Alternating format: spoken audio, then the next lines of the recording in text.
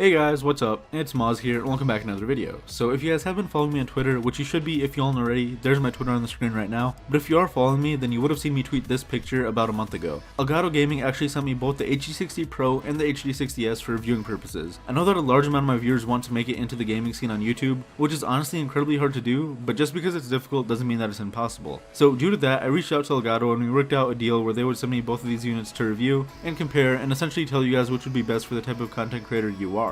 As I did say before, I know a lot of you guys are into gaming, but that doesn't mean that some of you guys might not be into gaming, so this video might not be for you, but I do have something coming out in the upcoming days that I'm sure you guys are going to enjoy, so stay tuned for that. Either way, no matter who you are, if you could watch this video all the way through, maybe drop a like, then I'd greatly appreciate it. But without further ado, let's get on with the video. Before I do get started, I just want to say, although Elgato sent me these units to review, I'm not really obligated to only say nice things about them. They asked me for an honest review, and that's what this is going to be. But here's a quick spoiler alert. Elgato is literally the best company out there for this kind of stuff, like recording your consoles and all that good stuff, so you can kind of expect how this video is going to turn out. Other than that, let's get back onto the video. So I've had these units for about a month now and have gotten the feel for how both of them work and all that good stuff. I actually used the original Elgato game capture, which only went up to I believe 720p at 60 fps and 1080p at 30 fps, and honestly I really enjoyed using it, but the quality wasn't up to standards with today's content, so I knew that I had to stop and upgrade. If you make YouTube videos right now or want to in the future, you need to know that you either have to have better quality than the next person, or you have to have at least equal quality. You can't have quality below that person, because let's say both of you guys upload the same video, why is someone going to want to watch your video instead of that person's video if your video isn't the same quality? So getting these two units was refreshing in the sense that I would be uploading console gameplay like the stuff you guys do see in the background right now, in true 1080p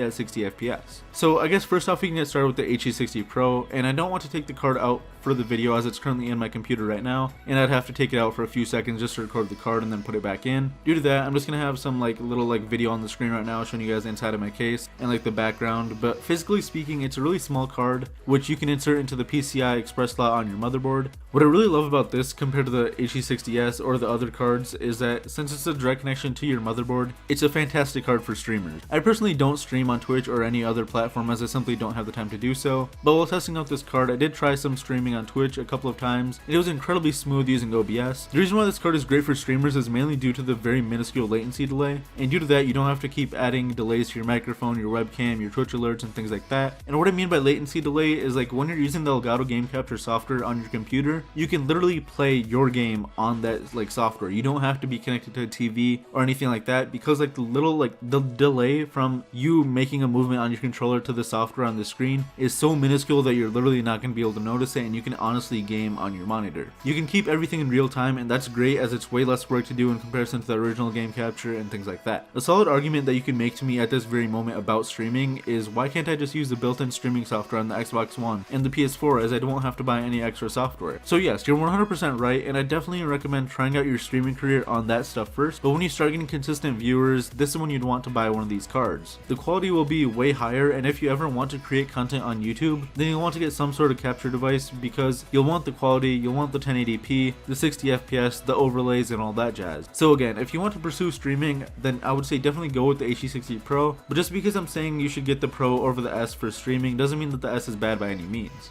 Moving on to the HD60S, the physical features on this card are much like the original one, but it's much slimmer, and honestly I guess it has a complete redesign which makes it look much more professional. What I really enjoy about the HD60S is that it's 100% portable. It's about the size of a normal iPhone or something like that in its height, and you can easily take it when traveling to a friend's house, a gaming event, or anything like that. All you need is the USB cable, 2 HDMI cables. One HDMI cable will go from your console to your game capture, the other one will go from your game capture to your TV or monitor. Theoretically speaking, every game console does come with one HDMI cable, so due to that you might have to go get a second one if you don't have one already, but lucky for you, the game capture does come with one. You can completely avoid that step unless you somehow lose one of your HDMI cables or something like that.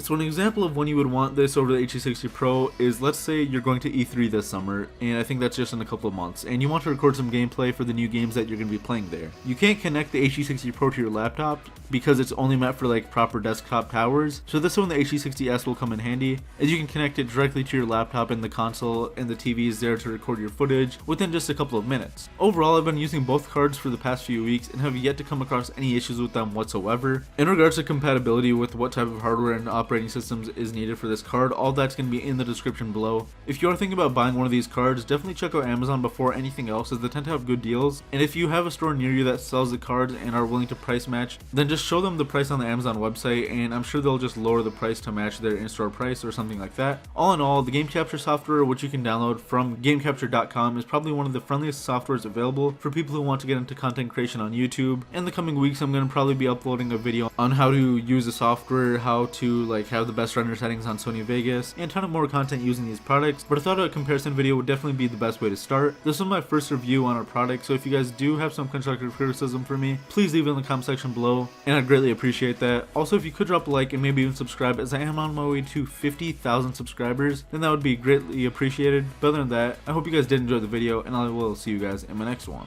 Peace.